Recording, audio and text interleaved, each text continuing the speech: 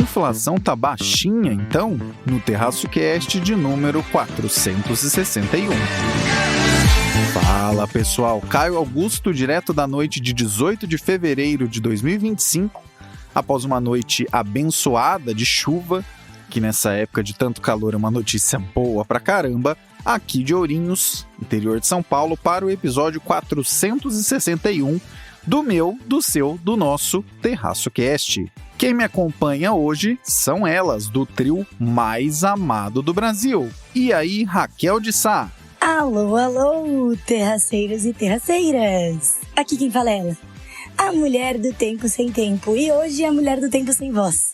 Pois é, meus queridos terraceiros e terraceiras, eu acho que o tempo, né, o tempo que não tem tempo, ele está afetando a minha voz, né? É muito calor, é muito ar-condicionado, e ao mesmo tempo, né, como aqui eu incluo uma coisa em cima da outra no tempo, né, é o que dá. São Pedro falou pra mim assim, olha, Raquel, tô te mandando muito sol, muito calor, como você ama, né, a pessoa solar que você é, mas tome cuidado para não abusar deste calor e deste tempo que você ama. E eu fiz o quê? Não ouvi São Pedro, meu querido, então eu estou aqui gravando esse podcast da Mulher do Tempo Sem Tempo, agora sem voz. Tomar sol é sempre bom, mas não se esqueçam jamais, jovens, do protetor solar e de beber água. Fala, Renata Cocho! Alô, alô, terraceiros! Oi, Caio, oi, Fernanda, oi, Raquel. Espero que esteja aí tudo bem com vocês. Aqui é a Renata, trazendo como sempre o Boletim Internacional. Essa semana eu tô gravando aqui em São Sebastião, tô na praia, em Guaicá, curtindo. E eu vou tratar de 2 assuntos com vocês essa semana. Eu vou falar um pouco de inflação nos Estados Unidos, né? A Raquel comentou de inflação no Brasil. O cenário de inflação nos Estados Unidos é um pouco diferente e uma parte um pouco igual também, né? Porque, na verdade, todos os países estão inseridos aí na economia mundial. E uma das coisas, né, que estava gerando, inclusive, pressão inflacionária, que continua gerando, né, que é a guerra da Rússia com a Ucrânia, é o nosso segundo assunto do dia. Então, a gente vai falar de guerra e a gente vai falar de inflação. E recheado. Fica aí que você vai gostar. Tudo bem, Fernanda Pérez de Melo? E aí, meu time querido de terraceiros, como vocês estão? Olha, mais uma semana da gente falando de inteligência artificial, hein? Quem acredita que tem assunto novo para falar? Pois é, por mais que esse assunto já tenha entrado em diversos episódios, temos hoje um aspecto novo e bem relevante. Raquel, o IPCA para janeiro de 2025 foi o menor para esse mês desde o início do Plano Real. Então, tá tudo certo com a inflação? É isso mesmo, Caio Augusto. A gente teve aqui, né, a menor variação da inflação na qual os preços estão subindo. É que está nos detalhes. O diabo mora nos detalhes, né, minha gente? E qual que foi o detalhe? O detalhe foi 0,16% de alta em janeiro, né, levando o acumulado em 12 meses a uma desaceleração, né, uma redução. Então estava em 4,83, fechou em 4,83, né, o ano de 2024, e agora no acumulado em 12 meses foi para 4,56. Que, lembrando, né, ainda é acima do limite superior, mas é uma desaceleração. A conta de energia. A questão é, esse mês, como já era esperado por todos os analistas que olham a inflação no mínimo detalhe, né, é obrigatório que esse bônus seja repassado para o consumidor final e que isso venha em forma de desconto na conta do consumidor, né, então na conta de luz. E foi exatamente isso que aconteceu. E por isso que a inflação, quando a gente olha, né, para a inflação, quando a gente olha para as categorias, né, que habitação, né, na parte de habitação, que a energia entra dentro do IPCA nessa categoria, ela caiu bastante. Por quê? Porque teve essa queda. Só que, gente, isso vai voltar em fevereiro, né, não da inflação, gente, pelo amor de Deus, mas aqui da categoria de energia. Esse bônus mais, né, esse descontinho, ele vai voltar. E aí, quando a gente olha, ou seja, se a gente tirasse essa queda, a inflação teria sido maior. Teria. Tem alguém escondendo, manipulando os dados, querendo te enganar? Não. O dado é esse, tá correto. Né? Só tem que fazer a leitura correta do dado. É claro que muita gente pode se utilizar desse detalhe para contar uma história diferente. Daí não é manipulação, né? Aí é como você conta, como você lê e a história que você opta por contar pelos dados. A gente sempre diz que é muito fácil mentir com estatística, é muito fácil mentir com dado, né? O dado, ele pode contar o que você quiser.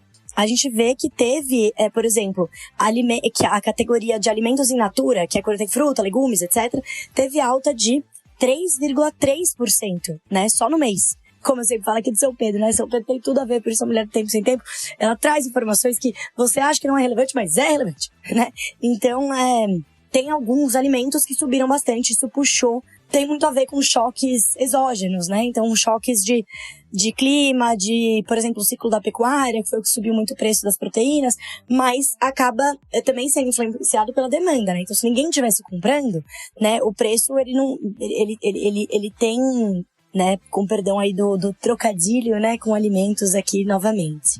Então é óbvio que essa demanda aquecida também impacta, e outra coisa que impacta bastante, né, é o câmbio, né? Então a gente sabe que boa parte, não há abobrinha aqui, mas falando aí de outros, né, principalmente aqueles alimentos negociados globalmente, como o próprio café, o fato da moeda estar muito desvalorizada, isso incentiva a exportação, né, reduz um pouco a oferta aqui, isso pressiona o preço, e também, como eles muitos desses alimentos são ali negociados também internacionalmente, o preço sobe lá fora, né? O preço, enfim, sobe por conta do real desvalorizado, e isso também impacta a gente aqui. Então, isso é rápido, tá? Então, esse repasse que a gente chama de pass-through. Então, a gente tem já novembro, mais ou menos, a gente já sabia que quando chegasse, não, até antes, outubro, mais ou menos, quando começou a dar aquela estilingada no câmbio, a gente já sabia que os alimentos iam estar bombando, né, ia chamar mais atenção nesse começo de ano. E é isso que mostrou, influenciados pelo ciclo econômico, né, então toda essa questão da demanda. Por quê? Porque se você, pelo fato, que aí também, né, tem a relação da economia estar aquecida, as pessoas demandando por bens e serviços, né? E quando a gente olha o dado de serviço, tá muito acima da meta do Banco Central, né? A gente olha a média móvel dos últimos 3 meses, desazonalizada, que é para olhar a tendência, a gente vê alta de 7,6%, tá? A categoria de serviços intensivos em mão de obra, que aí, por exemplo, entra dentista, psicólogo, né, outros tipos de médico, que é bem a mão de obra, ele ilustra bem a historinha que eu sempre conto da manicure. Eles atingiram nessa métrica que eu comentei 7,4%. Ou seja, gente, não tá melhorando, tá? Ela não tá numa tendência de baixa, ela está, pelo contrário, refletindo uma economia que tá muito aquecida, tá? Então ela reflete, o que a inflação reflete? Economia aquecida, o câmbio desvalorizado, né? Então o câmbio desvalorizado que baixa os alimentos, que baixa os preços industriais, né? Então aquelas roupas, carros, eletrodomésticos, tudo isso tem peças importadas, ou são totalmente importados, e ainda tem, a gente brinca aqui, que a gente teve no câmbio, que a gente tá tendo no câmbio nesse começo de ano, se ele se mantiver, vai ser importante para ajudar um pouquinho a inflação, né? Olhando para daqui uns 3, 4 meses, quando começar a bater primeiro nos alimentos, então isso pode ajudar. Mas enfim, o dado, quando você olha de verdade nos detalhes, né, e nas tendências, ou seja, não é que é mentira, mas é simplesmente fazer uma análise além da manchete, você vê que a mensagem da inflação não mudou, né, o recado do Banco Central nas próximas decisões do Copom não deve mudar, né, como ele veio, então ainda bastante encaixado, né, então acho que a gente tem que tomar bastante cuidado, né, com as teorias da conspiração, tanto para um lado quanto para o outro. Existem 2 coisas diferentes quando falamos das estatísticas econômicas: o filme e a foto. Uma foto pode ser muito bacana, bem posicionada e gerar muitas manchetes, mas geralmente acaba deixando de lado o filme, que pode levar a um contexto que explica uma situação que é bem mais complexa e naturalmente bem mais diferente. O que um mês de inflação ser, aspas, o mais baixo desse mês em todos os tempos significa sozinha,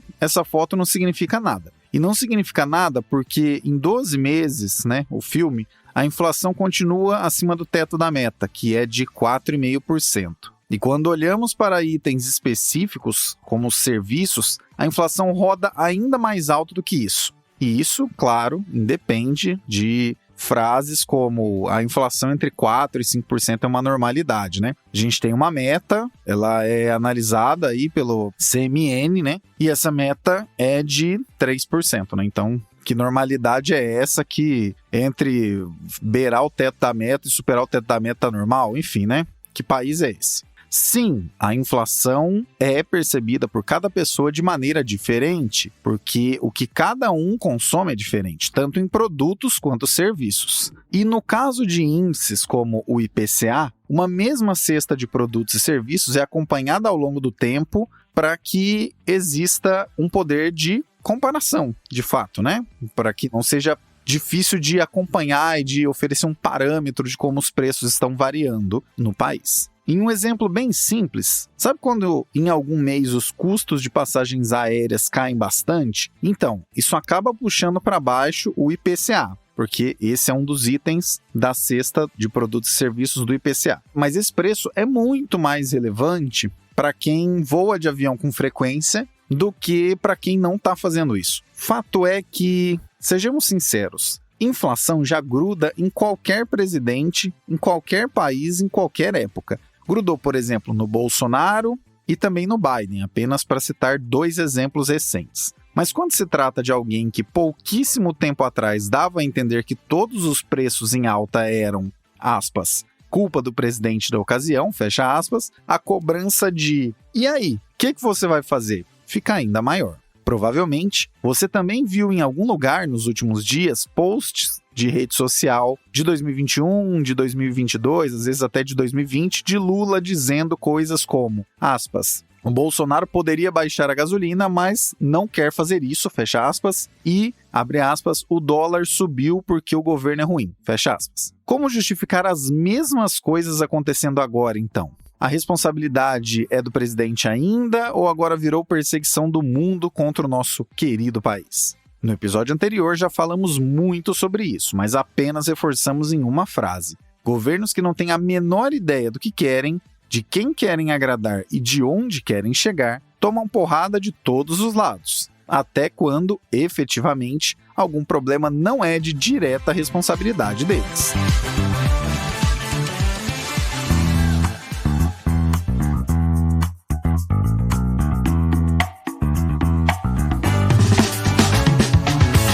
Na Linktree do Terraço Econômico estão todas as informações pertinentes sobre nossas atividades, como nossas redes sociais oficiais, parcerias e e-books atualizados. Saiba por onde nos encontrar independente da rede, é só dar uma olhada no link que está na descrição desse episódio.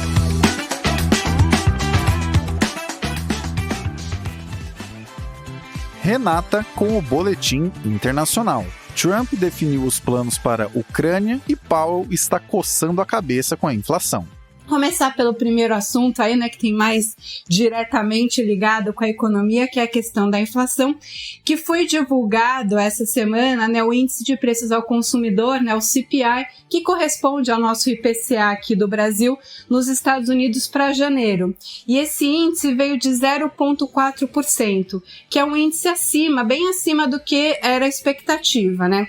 A inflação dos Estados Unidos, né, a meta de inflação dos Estados Unidos, né, o Fed trabalha com a meta de inflação de 2% ao ano.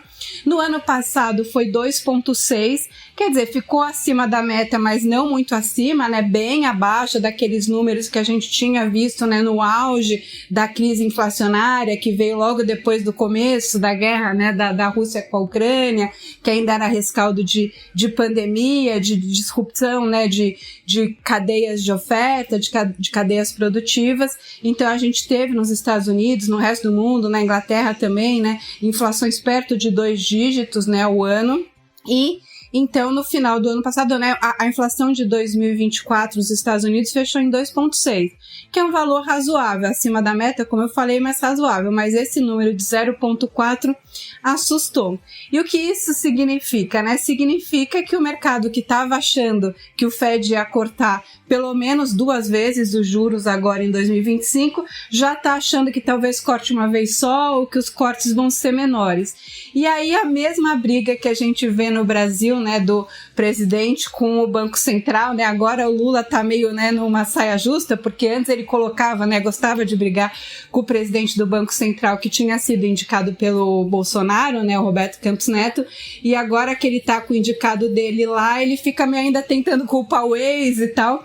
E nos Estados Unidos acontece mais ou menos a mesma coisa, né? Tem essa briga aí do Trump, do Donald Trump com o Jerome Powell, que é o presidente do Fed, porque o Trump fica também pressionando para tentar cortar juros, porque a inflação é um grande problema dos Estados Unidos, né? Lembrando que foi uma das coisas, inclusive, que elegeu o Trump, né? A economia, os americanos estavam insatisfeitos com a economia americana, apesar, né, de que eu já comentei aqui, comparado com outros países, a economia americana até que foi bem resiliente a todas essas questões, a esses choques externos que teve, mas é claro que teve um impacto na economia americana também, e o americano ficou insatisfeito com a economia, e isso foi uma das razões que elegeu o Trump. Isso pode, inclusive, também jogar água nesse plano do Trump aí, né, que ele veio bem forte no começo do mandato, né, de aumentar as tarifas de importação, porque, né, nessa ideia de Make America Great Again, American First e tal, né, ele acha que as relações comerciais dos Estados Unidos com os outros países são muito injustas para os Estados Unidos e está querendo aumentar as tarifas. Só que, assim, quando ele aumenta a tarifa de importação, por um lado, sim, ele protege a indústria americana, de certa forma, né, porque, assim, as pessoas, você fica mais caro importar, então você vai querer comprar nacional. Agora, isso também não ajuda todas as indústrias, porque uma indústria, por exemplo, que compra uma matéria-prima, um produto intermediário de fora e agora vai ter imposto de importação, essa indústria não vai ser beneficiada, ela vai tá tendo um insumo mais caro. E tudo isso acaba gerando, né, como a gente já falou até aqui em outros episódios, gerando essa pressão inflacionária. Então, quando você já tem um aumento de preço, que não tem a ver com esse aumento de tarifa, porque é de janeiro, nem deu tempo, mas quando você já tem uma inflação pressionada, você já tem o Fed aí já pensando que, né, corte de juros vai ficar mais para frente, a economia, os americanos continuam, né, insatisfeitos, e assim, você colocar a tarifa de importação que vai aumentar ainda mais, né, dar mais uma pressão inflacionária ainda, pode ser complicado, então pode jogar água nesse plano do Trump, né? E outro plano do Trump, que aí é a segunda questão, né, que a gente resolveu falar esse episódio, que é a guerra da Rússia com a Ucrânia, são assim, né, tanto o Trump quanto o J.D. Vance, que é o vice, né, eles têm dado, assim, informações bem contraditórias, e assim, né, o Trump vem com aquela ideia desde o começo que vai resolver a guerra da Ucrânia, né, a gente até fica às vezes brincando, mas não sei, né, de que ele vai ganhar o Nobel da Paz, porque ele vai acabar com a guerra da Ucrânia e da Rússia em menos de 24 horas e tudo mais, mas eles querem meio assim forçar uma paz que talvez seja artificial e que acabe não ajudando ninguém, né? Então, assim, a princípio parecia que o Trump tinha combinado com o Putin, né? Combinado ali com os russos e deixado a Ucrânia de lado. Depois a Rússia meio que desconversou, e aí o J.D. Vance veio e falou assim que se a Rússia não aceitar as condições dos Estados Unidos, ainda está na mesa a opção dos americanos mandarem mais tropas ou mandarem tropas para a Ucrânia. Quer dizer, eles estão tentando aí chantagear os dois lados para tentar colocar uma solução que seja boa para os Estados Unidos e, além de tudo, passando a conta para a Europa, né? O Trump já falou várias vezes uma coisa assim, meio ema, cada um com seus problemas, né? Meio que querendo dizer que a questão da Rússia e da Ucrânia é um problema muito mais europeu do que americano, porque afinal, né, tem um oceano que separa aí, e que os Estados Unidos não estão dispostos a pagar a conta dessa guerra, pagar a conta da OTAN, pagar a conta da defesa, né? E que é uma conta bastante cara, né? Tá estimado aí o quanto que assim, a Europa precisaria para se defender, cerca de mais de 3 trilhões de dólares, né, de gastos com defesa. E isso é maior do que o PIB da França. Então, assim, por um lado, os Estados Unidos, né, vão ter que dar alguma ajuda,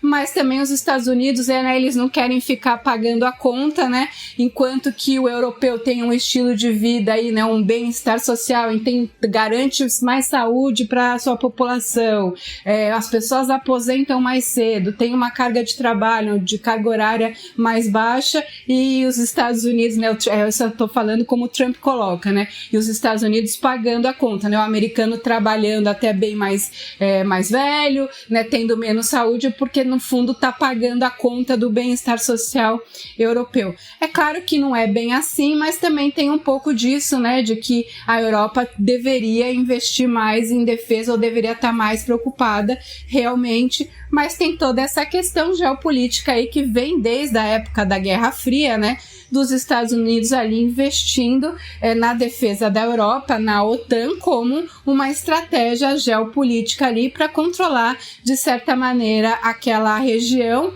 né, evitar o avanço da época União Soviética, agora a Rússia, né, que fazia sentido naquela época e talvez possa continuar fazendo, né, porque a gente não sabe quais são os planos do Putin, né? Se a ideia dele é ficar só com a Ucrânia mesmo, ele já deu a entender que não, né? Que ele sonha com ali a grande Rússia nas fronteiras ali do que chegou a ser a União Soviética. Então, né, como é que vai ficar o mundo? Vai ficar olhando? Vai ficar, né, o mundo vai aceitar, tipo, o fatiamento da Ucrânia, né, já engoliu a Crimeia, né, porque hoje em dia a Crimeia praticamente não se discute, mas aí esses territórios que a Rússia invadiu vai ficar por isso mesmo, a Ucrânia vai ter que aceitar, e como é que vai ser dali para frente, né, que garantia que o Ocidente vai ter que a Rússia não vai fazer, né, novas invasões. Então, vamos, né, quem viver verá, né, essas questões aí, tanto da economia quanto da geopolítica, estão bastante quentes, né? Cada hora tem uma notícia. A gente nem falou esse episódio da questão ali do Oriente Médio, né? Que é outro imbróglio. O Trump também com ideias ali bem, para dizer o mínimo, assim, bem esquisitas, né? Bem obscuras do que ele quer ali para a região.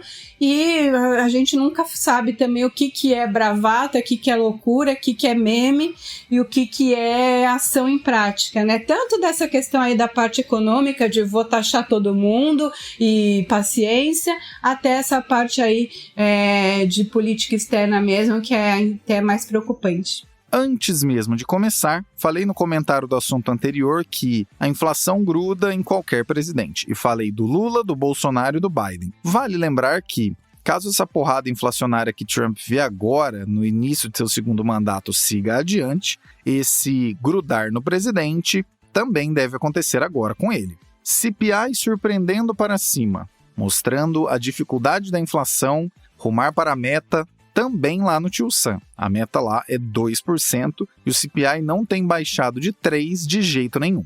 Isso significa que os juros por lá cairão bem mais devagar ou, no limiar, vão acabar subindo novamente. E, claro, os impactos sobre o mundo todo são sentidos. Vai ficar difícil cortar juros mais vigorosamente em diversos lugares mais arriscados, como é o caso do Brasil. Ainda é cedo para dizer que Trump tenha noção do tamanho da porrada inflacionária potencial dessa metralhadora tarifária de anúncios diários. Mas, pelo visto, ele não entendeu que existe esse potencial e, até mesmo poucas horas antes dessa ancoragem começar, mais possíveis tarifações foram aventadas, dessa vez de 25% sobre carros, chips, semicondutores e remédios importados do mundo todo. Já sobre o lado da guerra na Ucrânia, você que ouve esse podcast pelo menos há alguns trimestres já sabia de antemão, mas vale a pena frisar. Trump já sinalizava há um bom tempo que, caso voltasse ao poder, iria encaminhar o final de conflitos dos quais os Estados Unidos participam ativamente, nem que fosse em termos financeiros somente.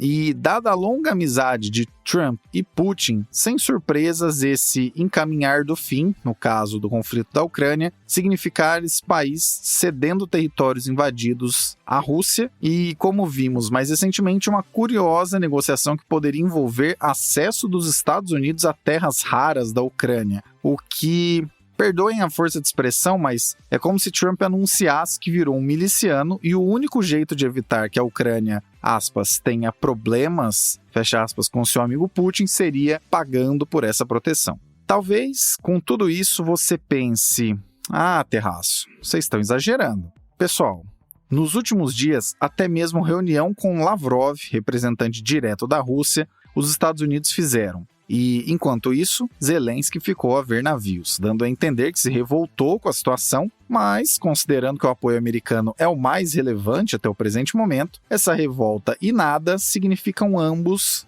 a mesma coisa. Guerra tarifária, principalmente com a China, ainda deve esquentar mais. Guerra na Ucrânia é outro esquema. O amigo Putin já decidiu o rumo das coisas. E não, você não ouviu errado. É o amigo Putin que está mandando mesmo, não o amigo do Putin.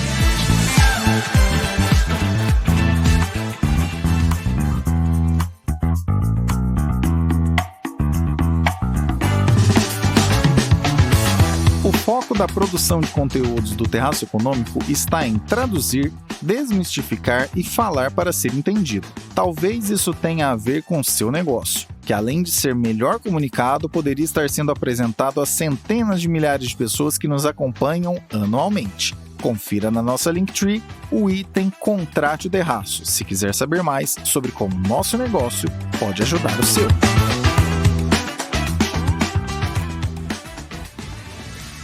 Fernanda, Ellison, da Oracle, sugeriu que governos intervenham para unificar as bases de dados que alimentam as diferentes inteligências artificiais. Como isso poderia mudar o cenário no setor? Bom, pessoal, o negócio é o seguinte, aconteceu nesses últimos dias um evento em Dubai para falar sobre inteligência artificial, reuniu diversos países, várias empresas, e o cofundador da Oracle, o senhor Larry Ellison, ele fez uma proposta bem ousada. Ele comentou sobre consolidar todos os dados de um país em uma única base que seja acessível para os modelos de inteligência artificial. Porque, segundo ele, esse seria o elo perdido para que os governos pudessem aproveitar o máximo da capacidade da tecnologia de inteligência artificial. Por quê? Hoje, atualmente, os dados governamentais são fragmentados, ou seja, dados da saúde ficam com o Ministério da Saúde, infraestrutura, agricultura, mesmo dentro de um governo é descentralizado.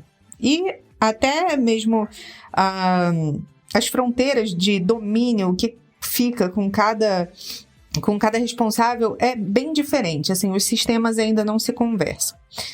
E para o Ellison, que é presidente atual da Oracle, essa unificação de dados em uma base segura e acessível por inteligência artificial poderia reduzir os custos e melhorar os serviços públicos, especialmente na saúde.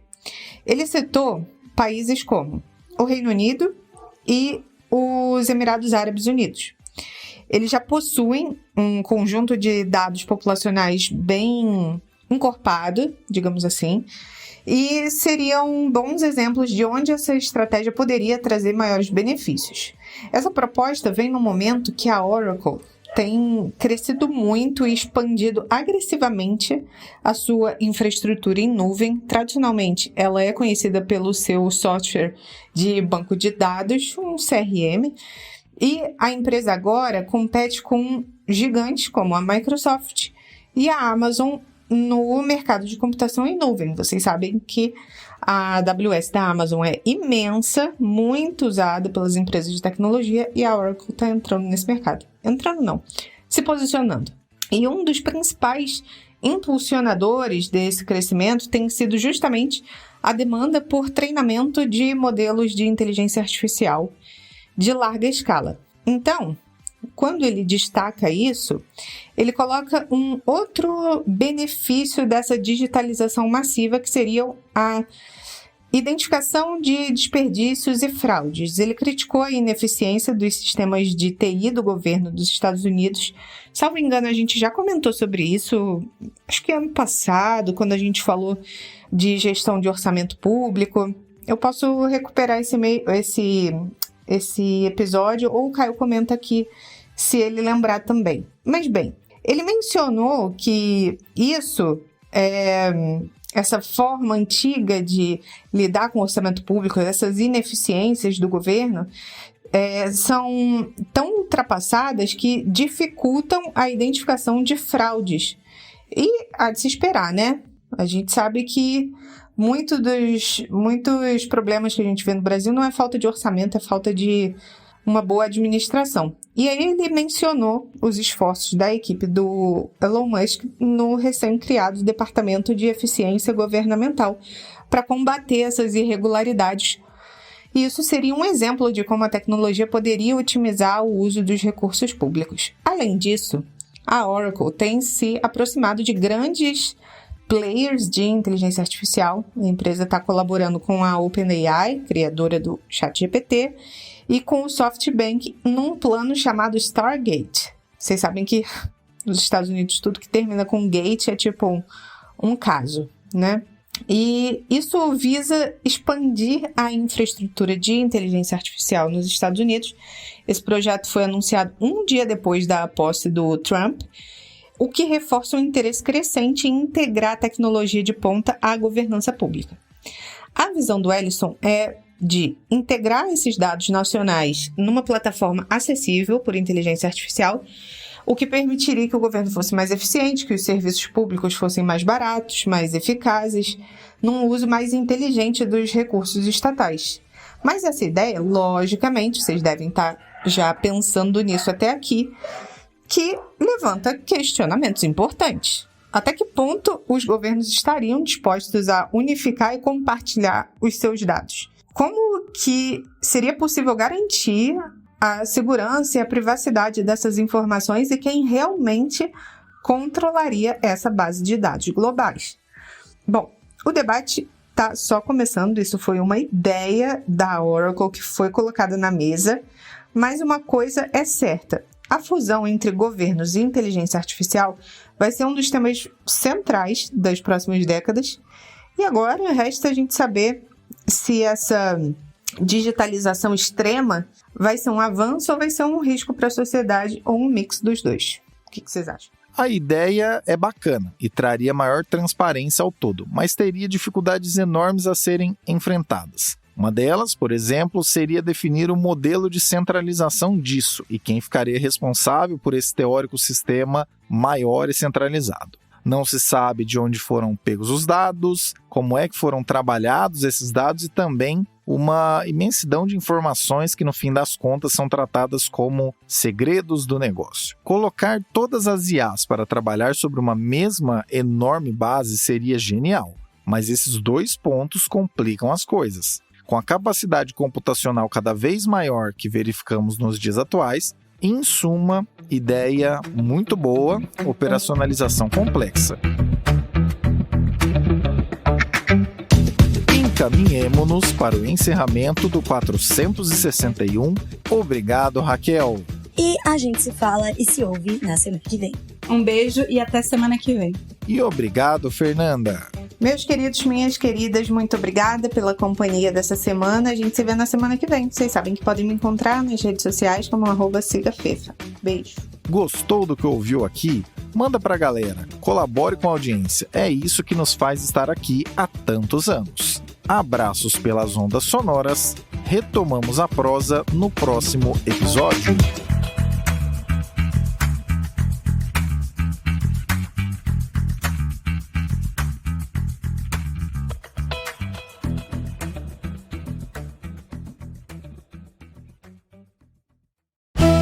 Este episódio foi editado por Atelas, soluções em áudio para podcasts.